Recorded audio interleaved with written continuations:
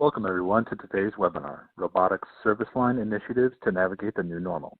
I am Brian Zimmerman with Becker's Hospital Review. We'll begin today's webinar with a presentation, and we'll have time at the end of the hour for a question and answer session. You can submit any questions you have throughout the webinar by typing them into the Q&A box you see on your screen. We're looking forward to hearing your questions. Today's session is being recorded and will be available after the event.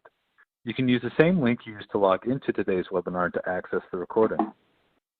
At this time, it is now my pleasure to start things off by introducing our presenters.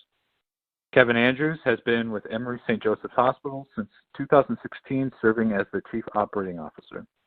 In this role, he has oversight for all ancillary and support services at the hospital, in addition to the perioperative, procedural, and outpatient oncology service lines. Kevin has been with Emory Healthcare since 2007, and was most recently the Executive Administrator for the Department of Medicine within Emory's Physician Group practice prior to joining the Emory St. Joseph's Hospital team. Sherry Rogers is the Program Director for Emory St. Joseph's Robotics program. She has a 30-year history with Emory St. Joseph's Hospital, cardiac surgery being her focus until 7 years ago when she transitioned to support the entire robotics program. Her boots-on-the-ground leadership style has been an asset in the development of system-wide robotics. At this time, I'm pleased to turn the floor over to Kevin to get things started. Take it away, Kevin.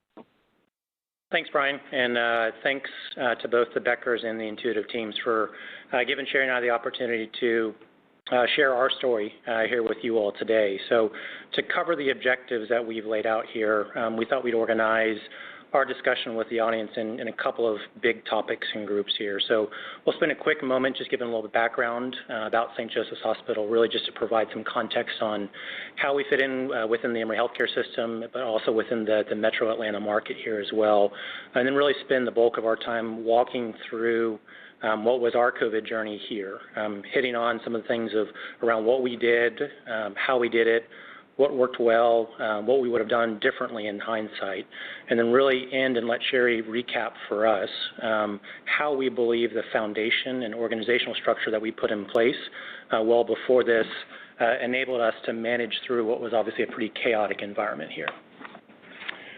So first, a little background about St. Joseph's Hospital. We have a long history here in Atlanta as the city's first hospital, founded back in 1880. We have, I think, a fairly strong reputation as a clinical and innovative leader within the market. A lot of the clinical milestones that we've accomplished here, I think, really led for a very natural partnership between St. Joseph's Hospital and Emory Healthcare back in 2012.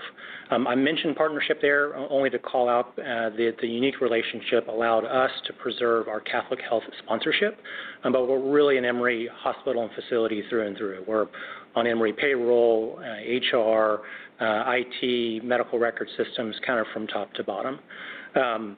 That change, that partnership there was a result of some fairly large market shifts in alignments with previously private practices and other medical centers throughout the city and the Metro Atlanta area. And you'll see the impact of that in some of the future slides coming up here. But the Emory partnership in and of itself has been a tremendous success for us. It's allowed us some incredible growth and expansion opportunities. One of note is a new partnership that we still have in place here with Kaiser Permanente that was formed back in 2018 that provided an exclusive relationship for Emory St. Joseph's Hospital and Emory University Hospital in Midtown to be the inpatient provider for Kaiser Permanente covered lives in the metro and state areas here. So fast forwarding now, we're one of 10 Emory hospitals, but really a community hospital at heart here. Only about 40% of our medical staff are Emory employed. So I'd kind of describe us as sort of a very academic light medical center.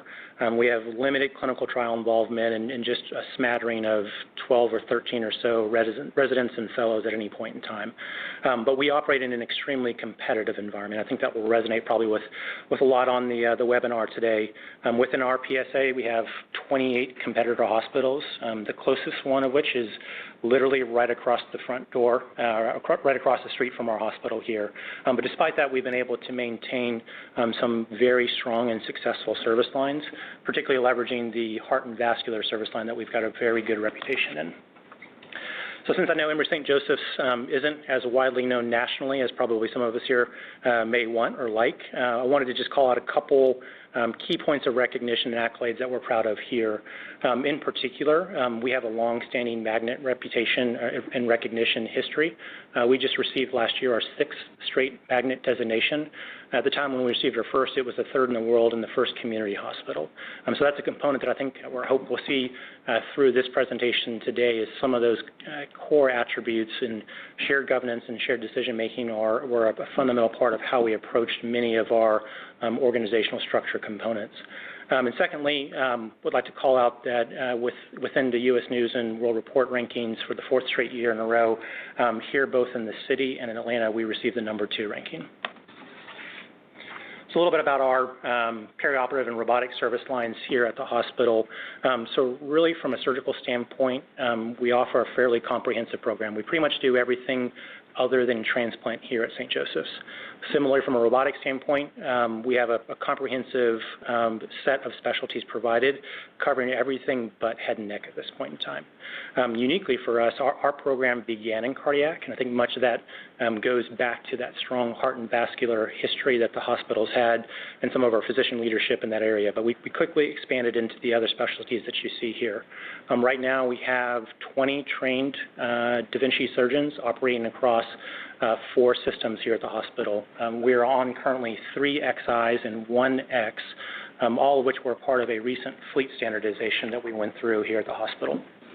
So just kind of looking through the robotic volume journey here, as I mentioned, began back in 2002, solely in cardiac, but quickly added those other specialties.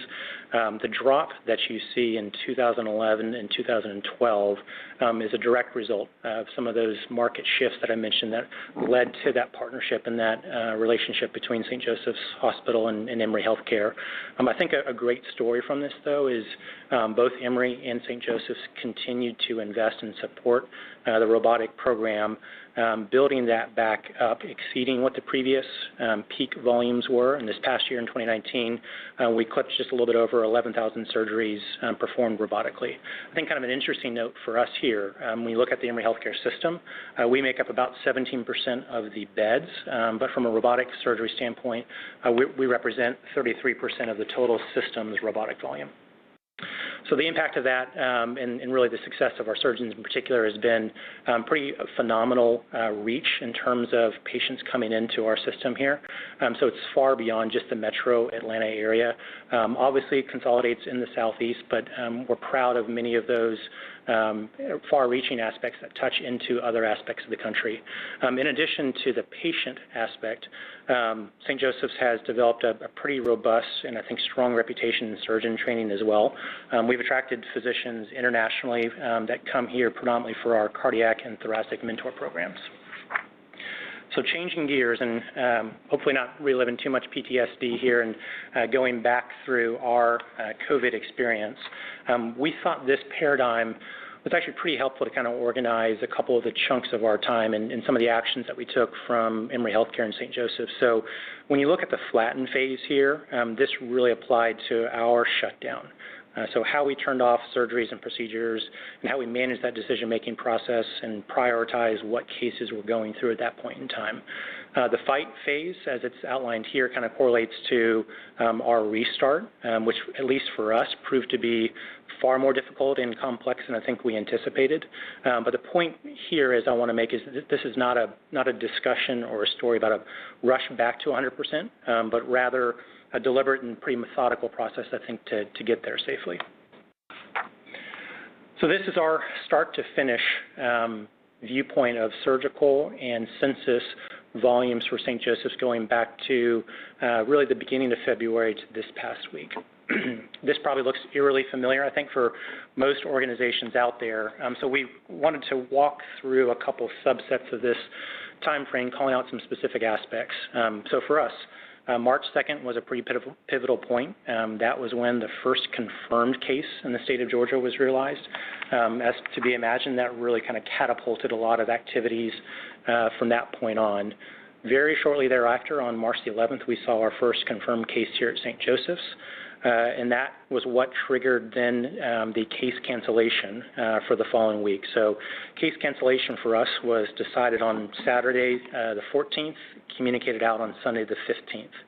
Kind of an example of the tone I think that we said that I wanted to call out was when we communicated that out, Dr. Kuby, our chief of surgery here, and myself called each individual physician personally to communicate that decision and what we knew of at that time and what we anticipated in the short time coming down the road. But what was really unfortunate through all of this was kind of as a little bit of a 1-2 punch to the gut. After a tremendous amount of work for our fleet standardization, we realized or received those robots on our loading dock on March 12th, giving Sherry here and the team really all but just 2 days of unrestricted access until the restrictions went in place. So as of that 16th, we removed all block and transitioned all of our robotic access to a first-come, first-served basis.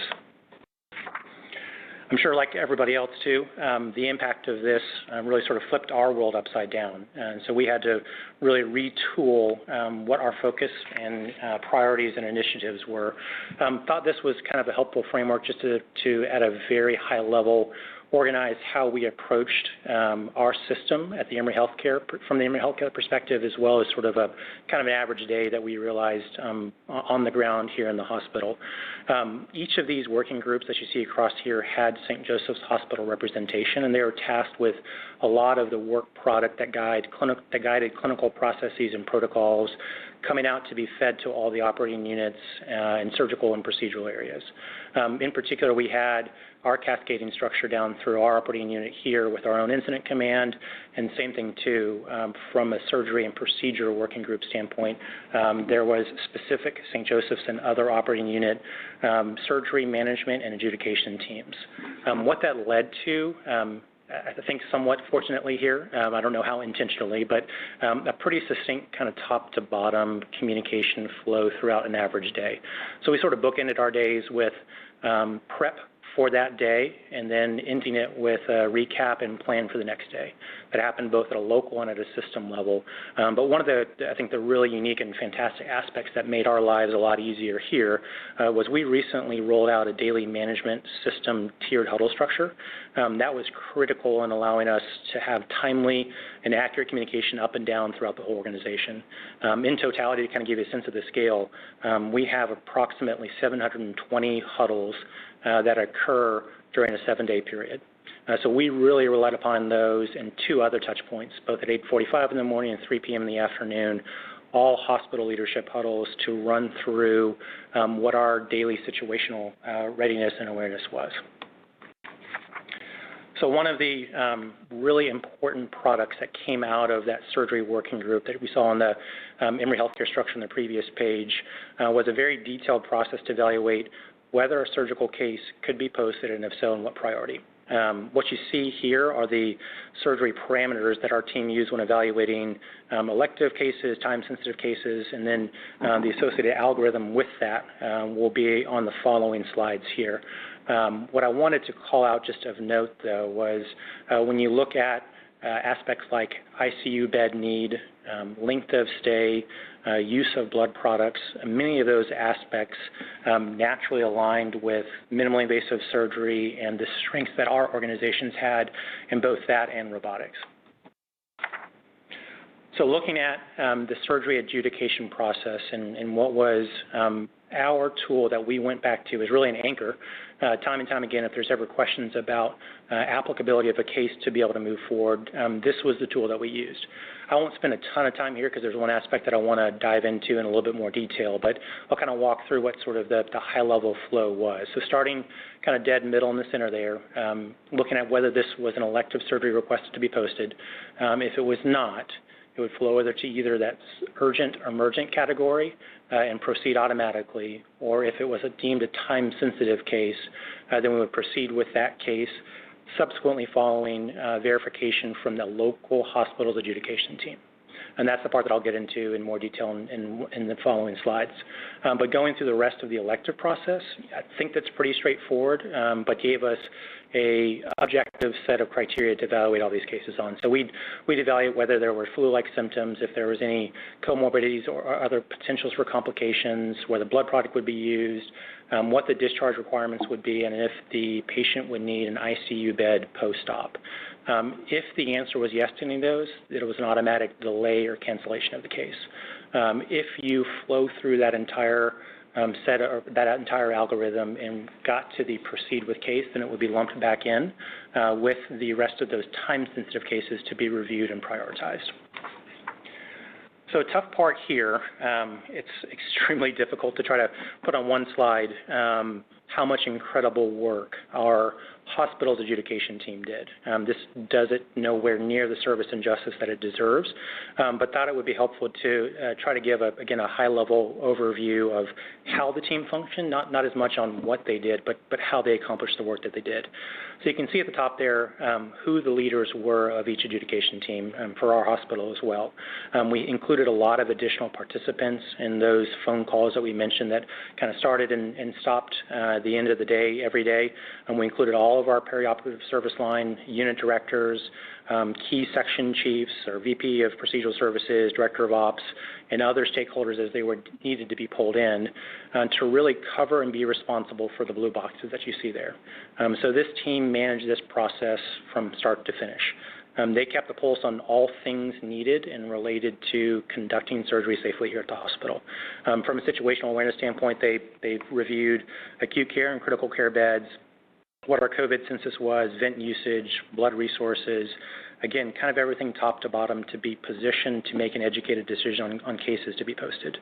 What I think is really important here, though, is this is one of the aspects I think that really embodied our shared governance approach and collective decision-making process. Some of the feedback that we got from the surgeons and the team members were we really did let them run with this. This was not something that we micromanaged, but empowered them to do the work with the information they had at that point in time. Another key aspect, I think it was critical to this group's success, was really giving the physician leadership the teeth and the strength to do what they needed to do. Our team stepped up, our physician leaders stepped up tremendously here and really set the tone and expectations for all of the surgeons and the staff involved in the process. So a key part of this that we've tried to summarize here in somewhat of a simplistic or condensed version is that adjudication process going back to those time-sensitive cases that we mentioned in that algorithm earlier. So the process that we followed was the surgeon would email a case request to the section chief or the service line reviewer.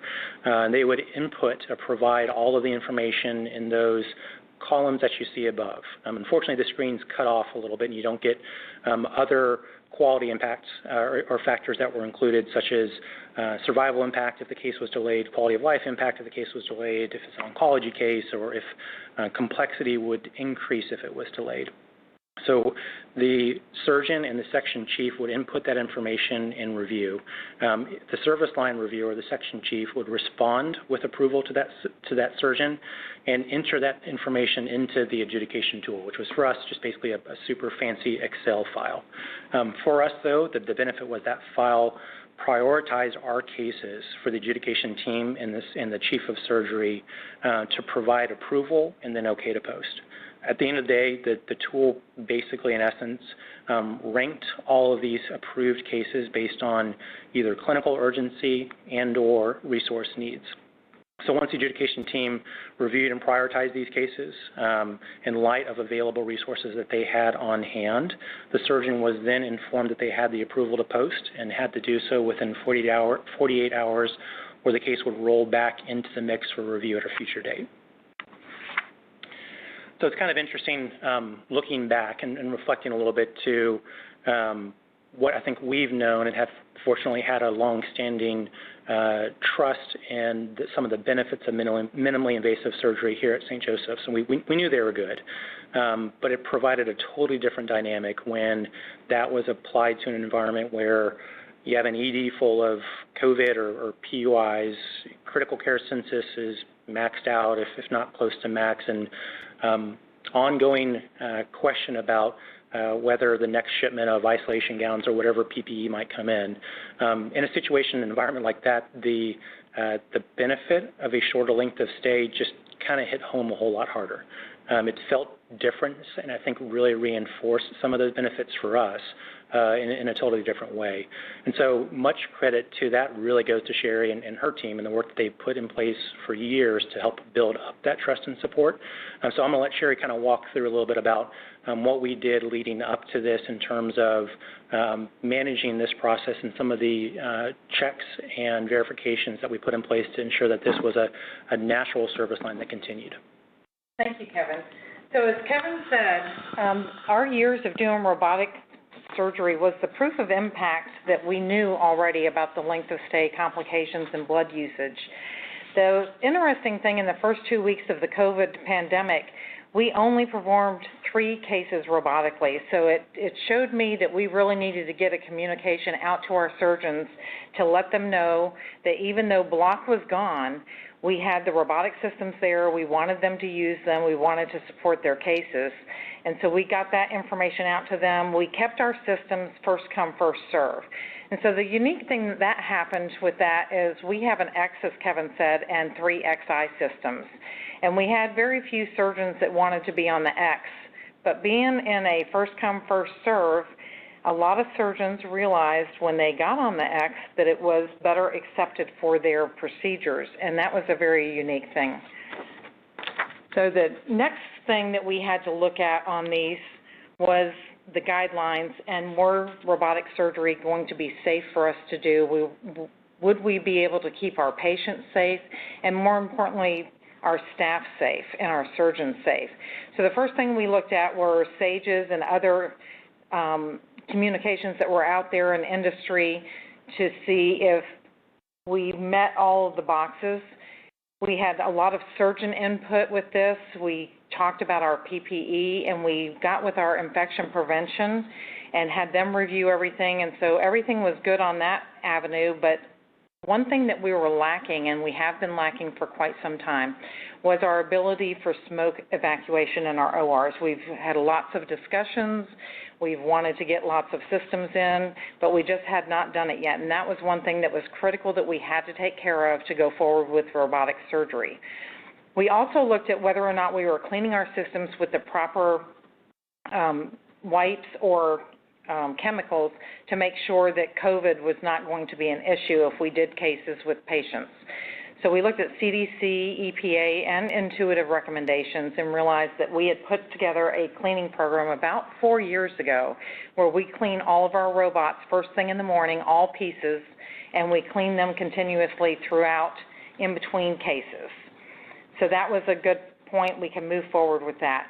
The next avenue was getting the smoke evacuation. So that we first went to the air seal. We use air seal machines in our ORs. Not all of our doctors do, but it was an easy thing for us to get that double lumen tubing and start using it right away so that we did not impact the access.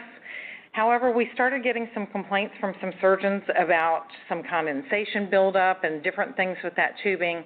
So one of our co-chairs of our robotic steering committee, Dr. Ankit Patel, came to us with this teabag-looking filter that you see on the far right box. It's an Adler laparoscopic smoke passive system. It attaches to any trocar, and it's not system-specific, so you can use it with whatever you have in the hospital. And so that was a good fit for us. We got it in immediately, and we're going to continue using that on into the future. Kevin? Yeah, so I think what's pretty impressive is, the benefit of that you see here. I think from an organizational standpoint, I can attest we never question whether robotic surgery should continue in a COVID-like environment, but rather focused on how and making sure it can be done safely. So the byproduct that you see here is obviously a drop in that volume, but one proportionate to the rest of the surgical cases that we were performing still at that point in time. So through March and April, being about 10 or 11% of our cases performed, percent of our total cases being performed robotically, that's in line with what we typically saw running up to the COVID shutdown. A hugely important aspect of this process and making sure that we had the confidence from all of our providers and teams in continuing to perform these cases, robotically or not, was obviously PPE. I think that The PTSD from this is probably greater than just about anything, given the probably 100 different versions and iterations of this that we had over the last couple of months. But what we've landed on here is this sort of PPE key that you see that outlines, based on the case type and team or position involved, what type of PPE is needed for that case. I'll give a little kind of Emory acronym, probably unnecessary acronym explanation. Down at the bottom, you can see what ACE means for us. That's our abbreviated description for using an N95, contact precaution, and eye precaution. And so you can see in which cases that was the guideline for. Another area that had tremendous debate and many iterations around was processes for intubation and extubation. So what we landed on was sort of affectionately referred to here as our 15-minute rule. The key parts of this were that during the intubation and extubation, in the 15 minutes immediately after that, any staff in the operating room were required to wear an N95. During that 15-minute time period, we did allow or do allow staff to enter and exit, but obviously want to minimize that to as few as possible. And then after that 15-minute duration, we do give the okay if the case type fits within those parameters that we had on the previous slide, that it is okay to switch to standard precautions. Another very important component that we use to leverage and create some confidence amongst our teams was designating a COVID-specific OR and a lot of the training and rigor that was put around that.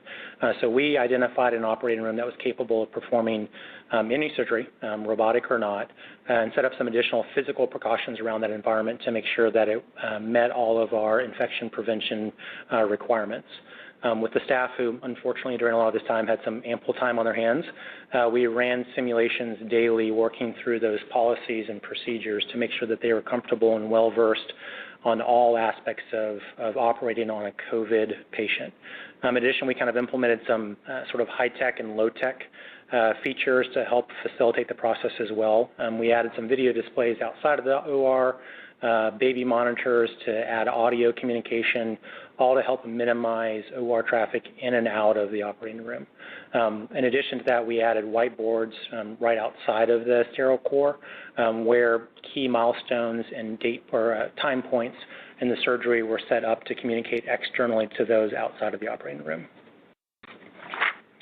So having some of the stability of these processes in place, that the teams beginning to be organized, trained, comfortable with operating in this COVID world, we really transitioned to, I think, what fits in this diagram as the fight phase.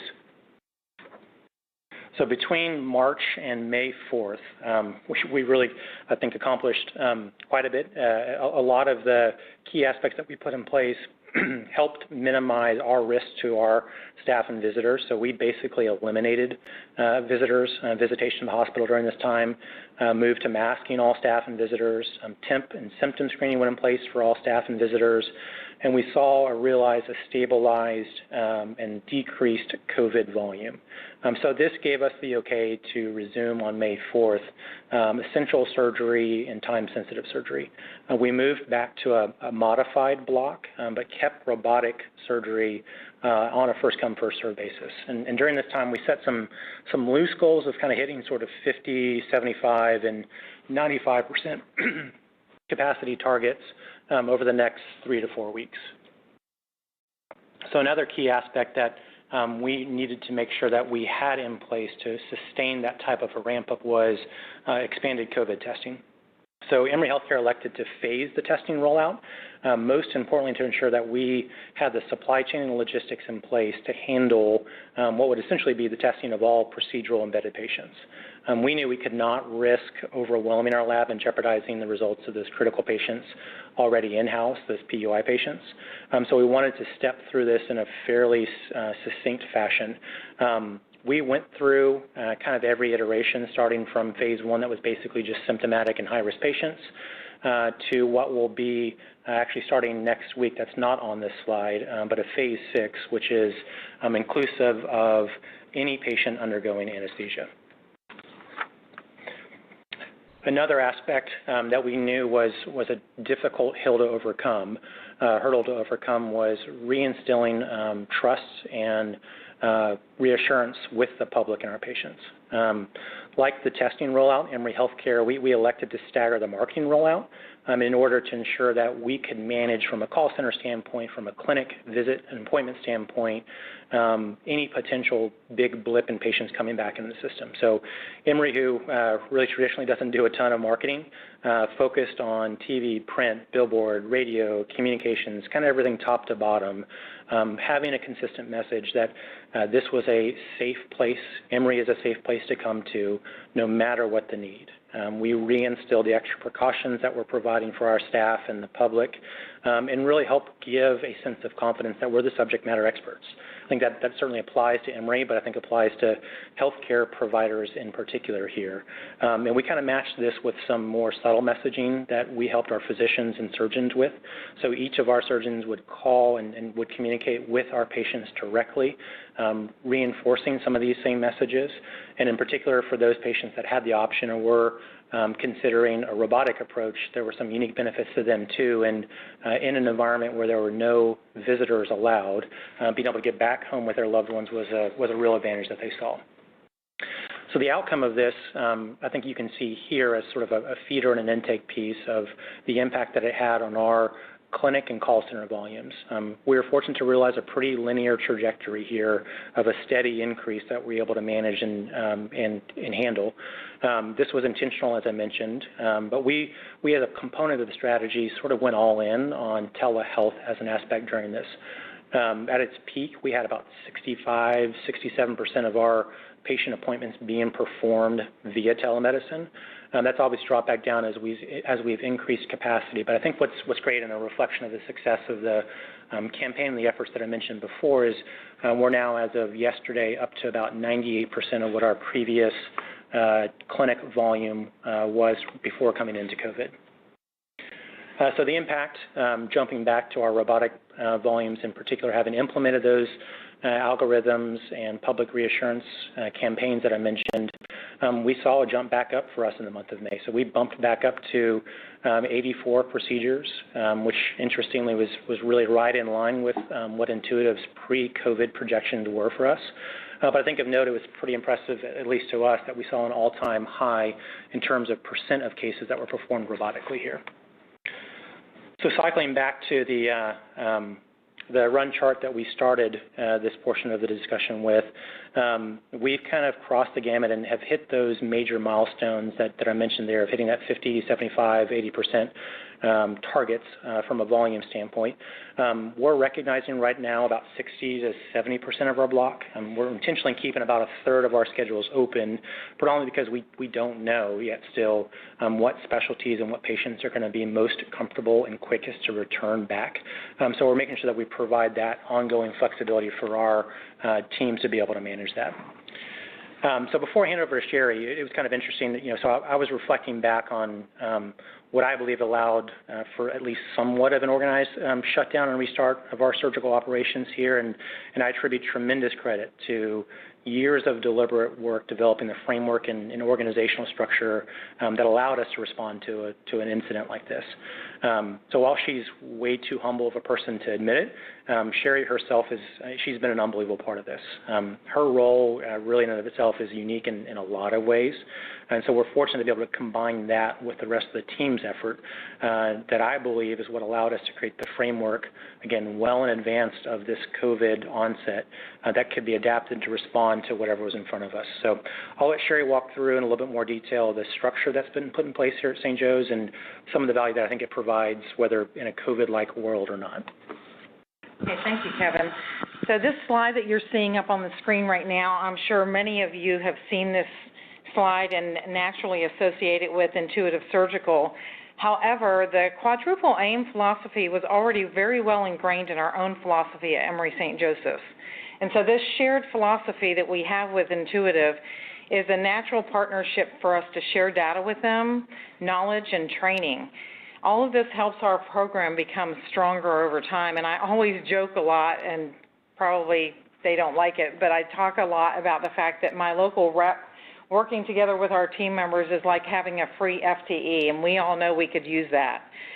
So With this quadruple aim, as Kevin had mentioned before, we recently went through a standardization of our fleet, which gave us better and improved physician satisfaction, patient experience, and our improved health outcomes, automatically translate into lower costs for us. So I want to talk a little bit about our perioperative governance structure. This group is really the cornerstone of our perioperative operations. It is a group that is membership by invitation only because we want to have people that want to make an impact positively on our institution. It is represented by all specialties. It is led by physicians. The lead of this group is Dr. Steve Sween, who is a private practice anesthesiologist. It's very process-driven, and this group supports decisions made by our local steering committee, robotic level steering committee. And the decisions that we make in this group are backed by our executive leadership team. Now, I can't stress enough, for those of you that have either existing programs or new programs just getting off the ground, building a strong foundation is a key component. We have spent greater than 6 years building relationships and the structure that you see here. We've taken that quadruple aim approach to the leadership. Each layer that we've put in place has complemented the other, and it's a true partnership within the hospital that has spread throughout our entire Emory system. Emory is very big on systemness, and we took it seriously in robotics.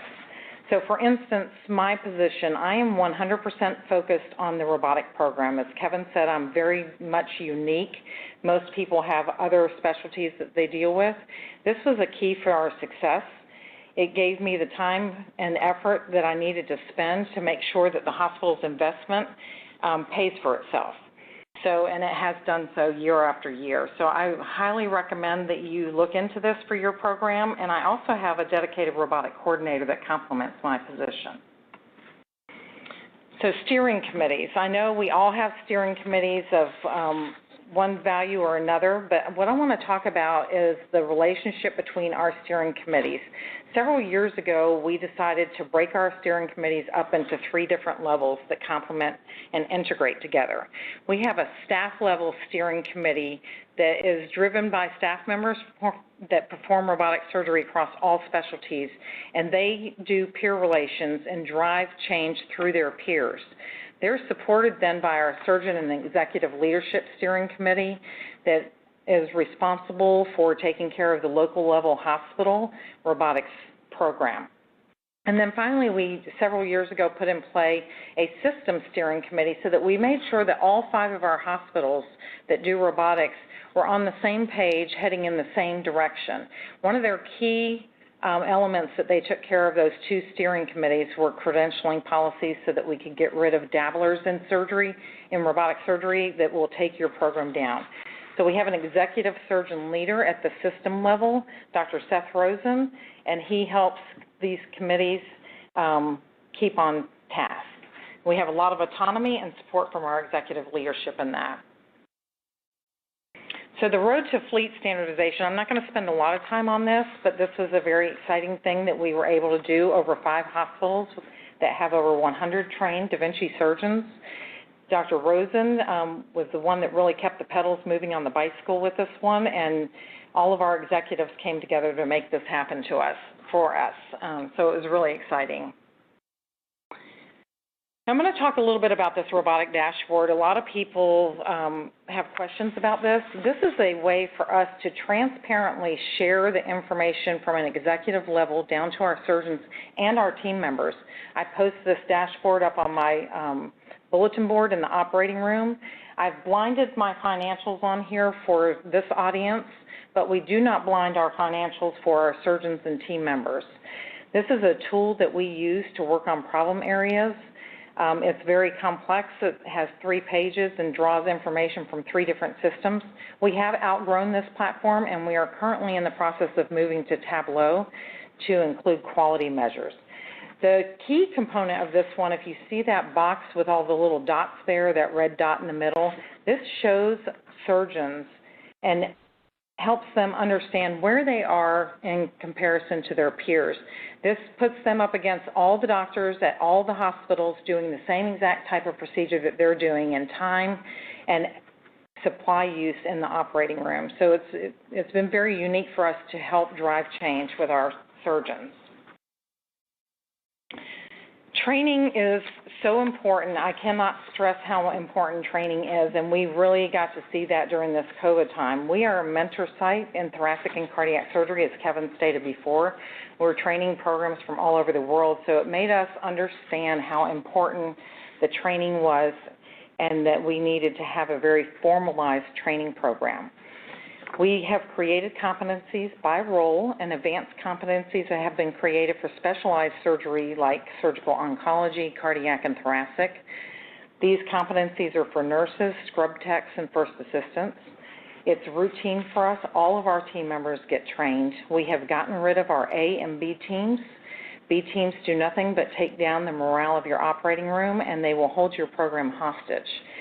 So with your training program, we try to make it as fun as we possibly can. During the period of COVID-19, when we had some downtime and weren't doing quite as much surgery, we wanted to keep everybody's skill set up, and we partnered with Intuitive to maintain our knowledge with a weekly quiz that was sent out to all 5 hospitals, and I'm excited to tell you we won at Emory St. Joseph's.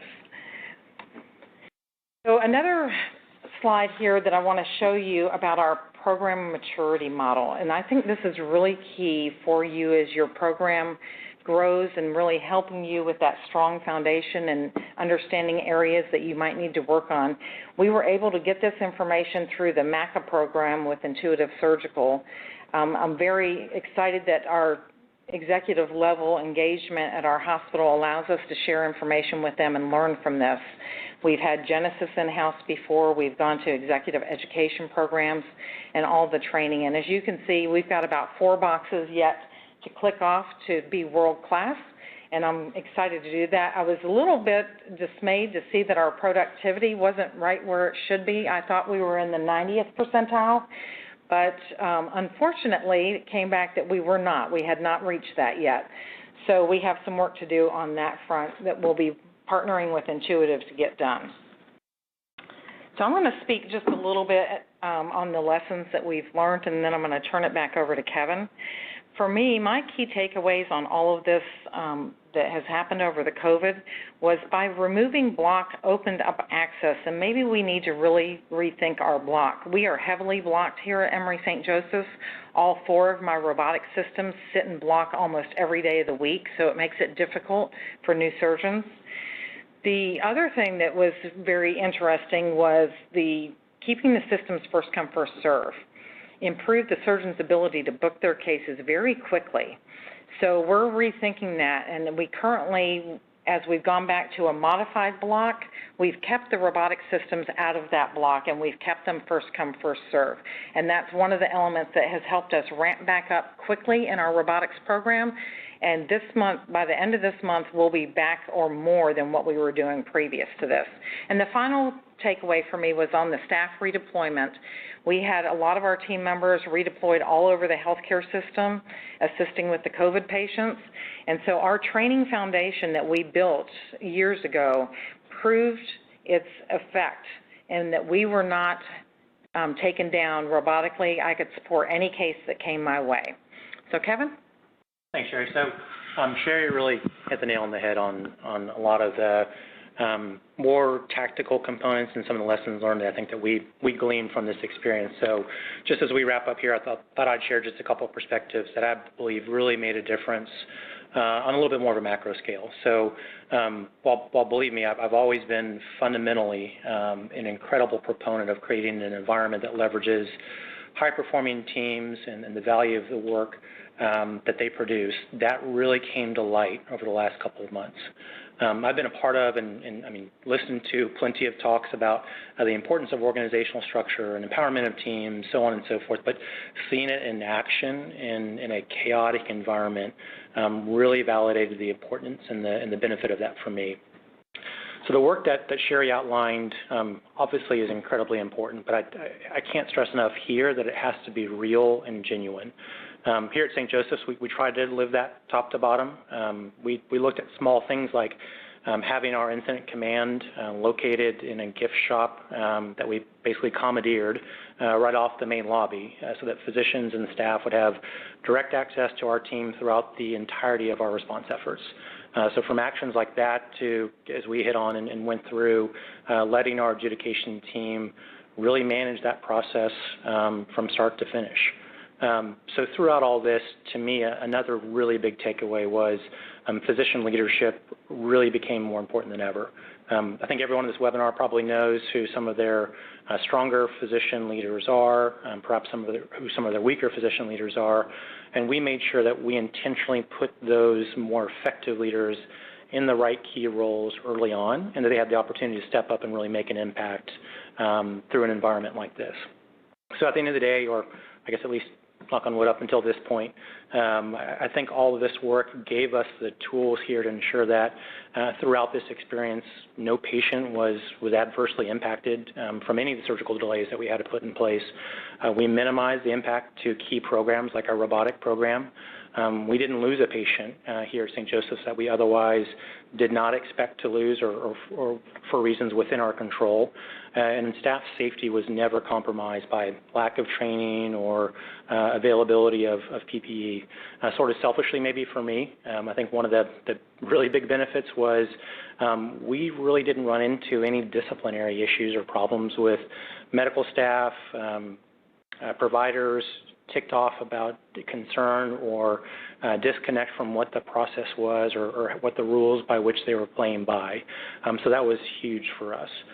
So all in all, for me, should we find ourselves needing to go back and relive any of these phases of COVID that we went through, any of the aspects, I think we have the tools in place and the processes in place to more effectively adapt and respond at least as best as we can here at St. Joseph's Hospital.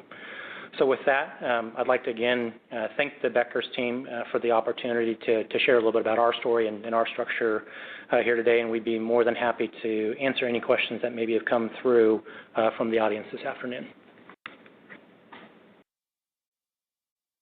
Yes, thank you, Kevin and Sherry, for that great presentation, and we will now begin today's question and answer session. Please submit any questions you have by typing them into the Q&A box you see on your dashboard.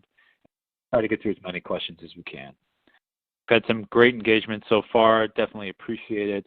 And the first question I'll put out there is, this attendee asks, how have you streamlined your data capture in terms of start time, wheels in to wheels out, turnover, et cetera?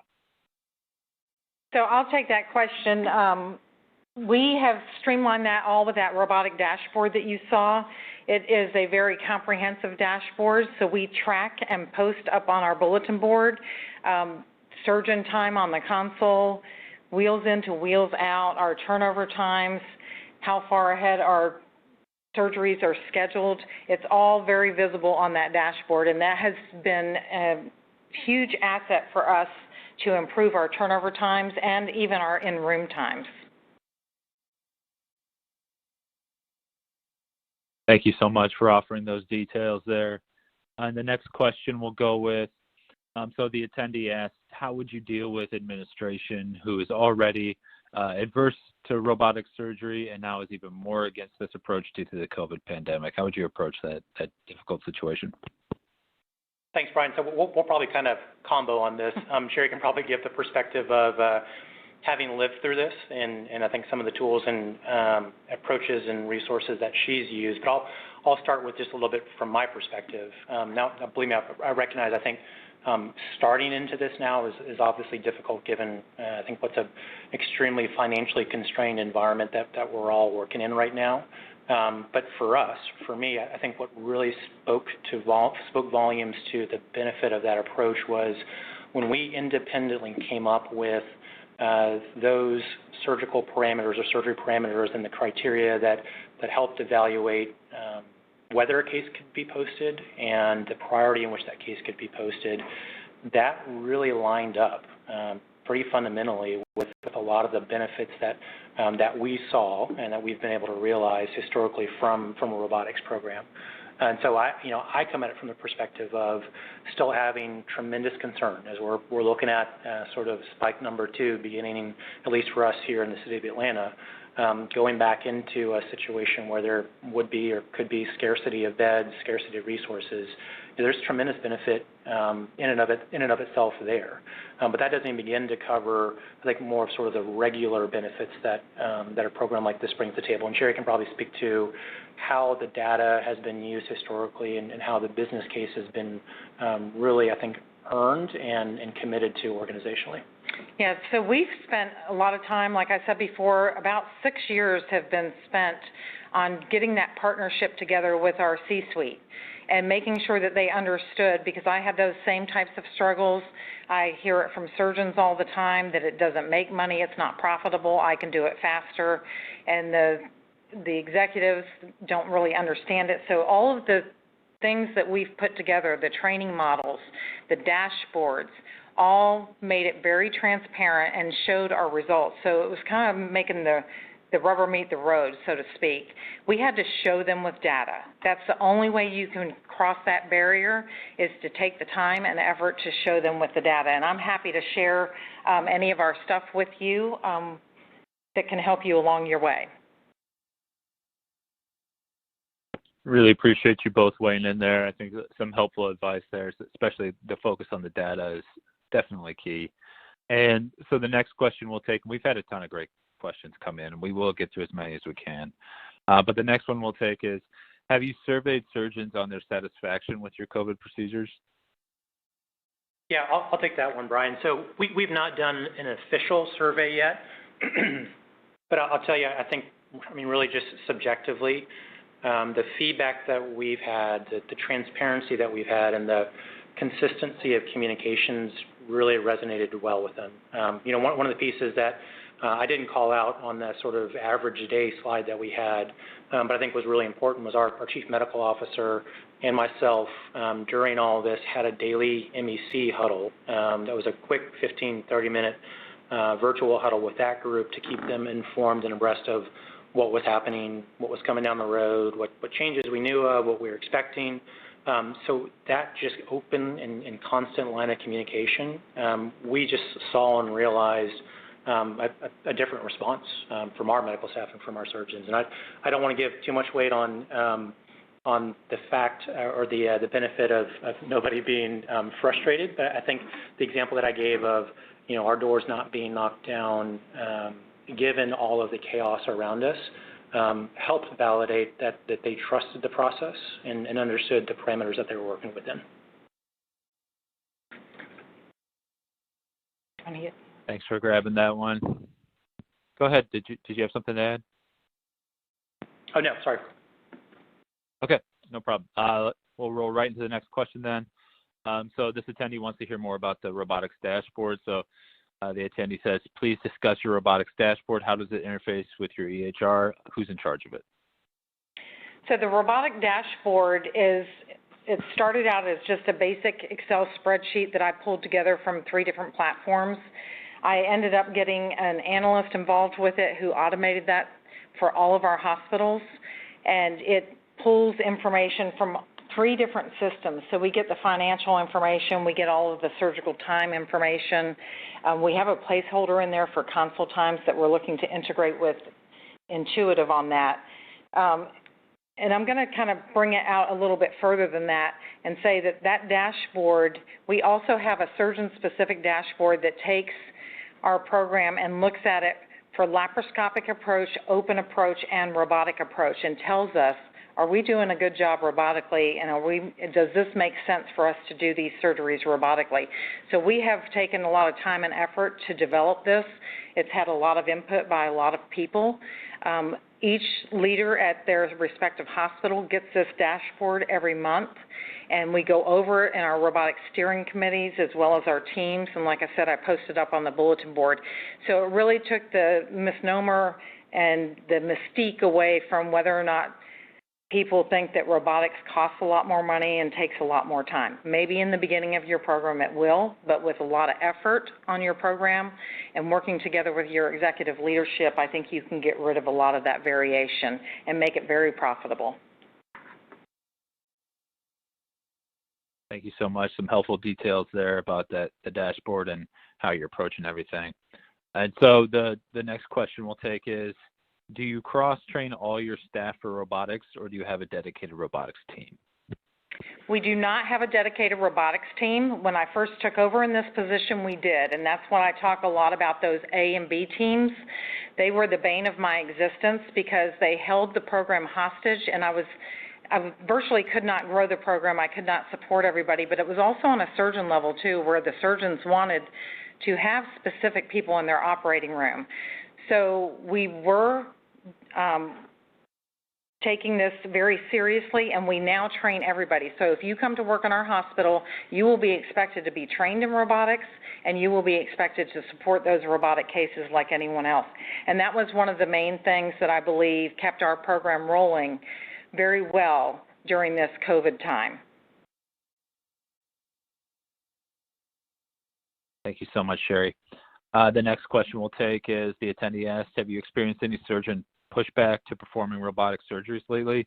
There's been some talk in the industry about surgeons preferring open surgeries lately to move through backlog volumes quicker. Anything to add there, answer? You know, I'll let Sherry probably speak in a little more detail. She's closer to a lot of these surgeons daily than I am. But big picture, no, we haven't seen a shift or really concern or I guess request that's been put forth otherwise. I think kind of as we hit on or at least tried to cover in some of the data points, we've seen a pretty correlated increase or proportionate increase in robotic volume that's moved along with the rest of our procedural volume. But Sherry, any other feedback that you've had from the surgeons? Yeah, the only feedback that I had, I did have one particular surgeon who was booking cases either laparoscopically or open that was a robotic surgeon, and I discussed it with him, and he just felt like he didn't think that he was allowed to use the robots during that time, and that's where I talked about that I felt the need to get the communication out there.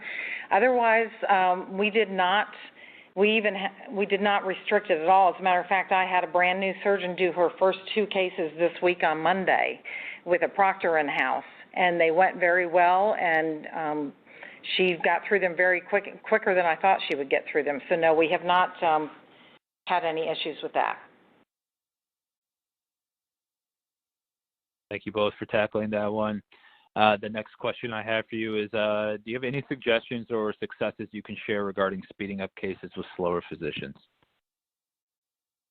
Yes. That's a Sherry answer there for sure. Yeah, so that is something that we struggle with a lot, and I talk about that systemness and the standardization. One of the things that helped us a great deal was getting all on the same platform, because having 2 different platforms, an SI and an XI platform, is a nightmare in the operating room to operationalize that, to make sure that you have the supplies and that everybody is well versed on it. So I think first, if you can get yourself where you're on the same platform. But as far as getting the times down, that dashboard really helped a lot with that, because when a surgeon starts looking at themselves against their peers, that one box that I showed you up on there, they think a lot of times that they're the fastest one and that maybe it's the room setup that's taken them longer and whatnot. But when we put the slide up there and shows them against all their peers doing the exact type of surgery, that really showed an uptick in how fast we were starting to see things happen, how surgeons were removing supplies and not using 8 instruments, and they were getting themselves down to 4 instruments. So really having a good set of practices and moving towards standardization. Find surgeons that want to work with you. I call it low-hanging fruit. Get some great successes under your belt with that, and that will drive change throughout your entire physician population and your teams. And that was the thing with the teams. Once I started training all team members, it took that power away from team members that wanted to hold the program hostage. And so that made a big benefit with us too. Excellent. Thank you for tackling that. And we've got just 1 minute left here, so I'll ask one more question, and then I'll ask for some final thoughts from Kevin and Sherry. The last question I'll ask here, we've had a bunch of great questions come in. Thanks again, everybody. Great engagement here. What types of strategic initiatives do the steering committees work toward? So the strategic initiatives that are working with credentialing is one, And that was getting rid of those dabblers, which will also help you with your times in the OR, because the worst thing that you want is a surgeon that comes in and does a case once a year and takes 12 hours to do a 2-hour case, and your team members are very dissatisfied. So credentialing, we're in the process of redoing our credentialing again, and we've gotten rid of all dabblers in our system. We do have a 4-month rule that you must have volume within a 4-month period to maintain your robotic privileges, or you have to go back on a FIPE, focused practice evaluation and proctoring and precepting, et cetera. So it keeps them focused. For me, and I think for Kevin, I can speak for him, we don't care if you want to use the robots or not for your cases. You do what you feel is the best for your patients, but we're here to support you, and we want to make sure that we have people using robotic systems that are good at it, that do it well, and that are focused on it. And thanks to all attendees for the great engagement here. I think it's indicative of how helpful this presentation was, Kevin and Sherry. And so I'll just ask each of you any final thoughts to share with attendees today before we sign off.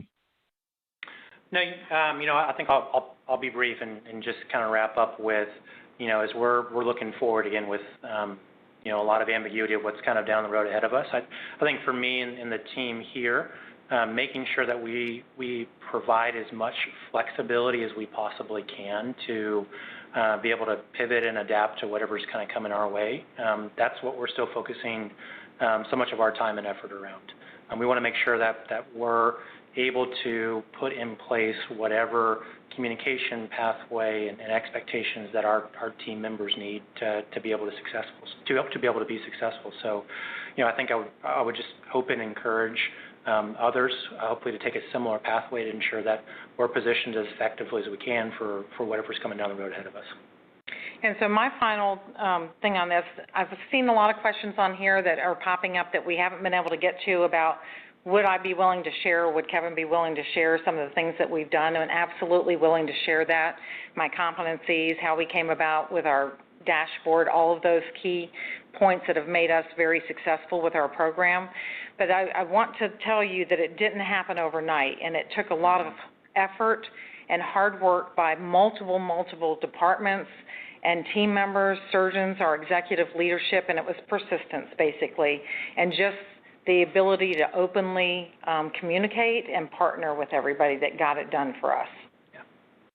Thank you very much, Brian. We appreciate the opportunity to speak with you and the rest of the audience today. Yes, thank you. Absolutely. It was an excellent presentation, and Kevin, Sherry, thank you both for being here, and thank you to Intuitive for sponsoring today's webinar. We hope all the attendees enjoy the rest of your day, and we look forward to having you join us for future webinars.